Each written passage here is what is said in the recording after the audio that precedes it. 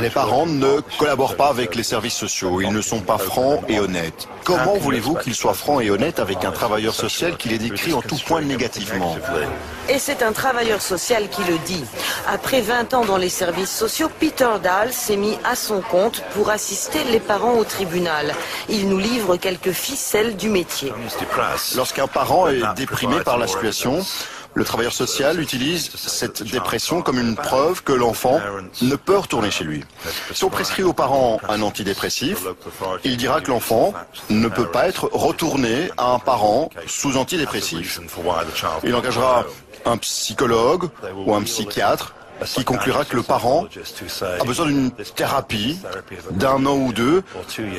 Et bien sûr, l'enfant ne peut pas rester dans l'attente. Cet argument fait partie de la routine. La plupart du temps, les parents ne peuvent gagner quoi qu'ils fassent. Quand ils placent les enfants en famille d'accueil, ils commencent à avoir des séances avec l'enfant pour lui inculquer un nouvel état d'esprit critique contre ses parents. Et cela peut amener l'enfant à dire qu'il ne veut plus de contact, qu'il ne veut pas retourner à la maison. C'est du lavage de cerveau. Les bénéfices de l'adoption sont en fait parce que l'enfant passe dans la classe moyenne. L'éducation, le futur job, la santé sont en rapport avec la classe sociale. On a affaire à de l'ingénierie sociale. Allez, l'Australie s'est maintenant excusée pour avoir pratiqué l'adoption forcée durant 30 ou 40 ans. Nous ferons des excuses dans 30 ou 40 ans, mais pourquoi agissons-nous ainsi aujourd'hui? Nous savons que c'est mal. En 2012, les familles ont commencé à organiser des conférences sur l'adoption forcée auxquelles se présentent parfois des visiteurs inattendus, tel Charles, un travailleur social recruté du Zimbabwe par les Britanniques en 2001.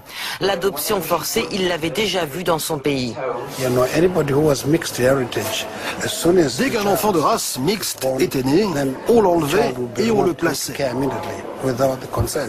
Nous étions obligés de le faire. Et ici, que se passe-t-il? Charles n'est pas prêt à faire trop de révélations, mais il nous parle du rôle des écoles dans cette chasse aux sorcières. C'est la règle. Un enfant qui présente la moindre égratignure fait l'objet d'un plan de protection. J'ai en tout cas l'impression que tout le système est corrompu. Et ça me met mal à l'aise. Chaque école a un professeur qui fait l'objet d'un entraînement particulier. On l'appelle le professeur désigné, The Named Teacher, nous explique Rose, qui a quitté Bruxelles pour enseigner les sciences naturelles dans une école britannique. Ça, c'est souvent dans les départements de sport.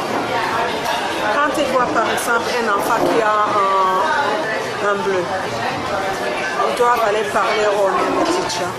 Parfois, des adolescents croient pouvoir profiter du système à leur manière. Moi, je les connais. Ils viennent à l'école, ils disent « Oh, on s'entend pas bien avec nos parents. Est-ce que vous pouvez nous aider ?» Mensonge. Et des fois, après quelques mois, on réalise qu'ils ont menti et c'est trop tard. L'arme suprême des services sociaux sont les interviews d'enfants par eux-mêmes ou par la police. Nous rencontrons le professeur de psychologie Michael Lamb, chargé d'expliquer aux professionnels comment utiliser ces interviews et aux juges comment les comprendre. Il ne nous cache pas sa surprise quand nous décrivons des cas d'injustice dans le système, mais admet que l'interview des enfants est une lame à double tranchant. Well, they should be used in any case where you're trying to get.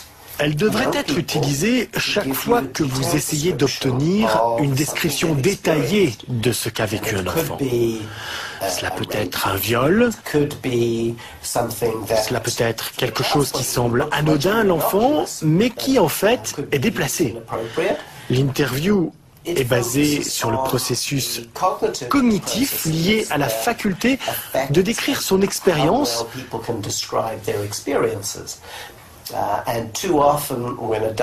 Et trop souvent, quand un adulte questionne un enfant, il lui parle plutôt que de l'écouter.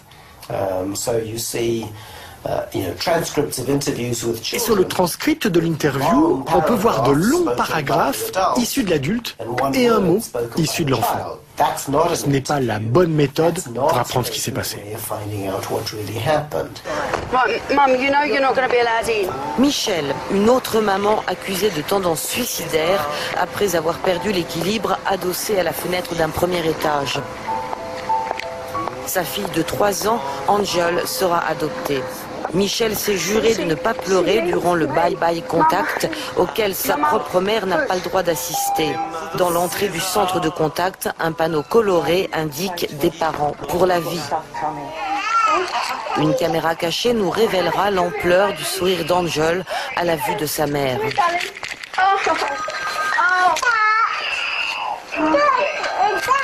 I love you. I love you so much. L'entier du contact se passera à jouer comme si de rien n'était sous les yeux de 2 surveillantes.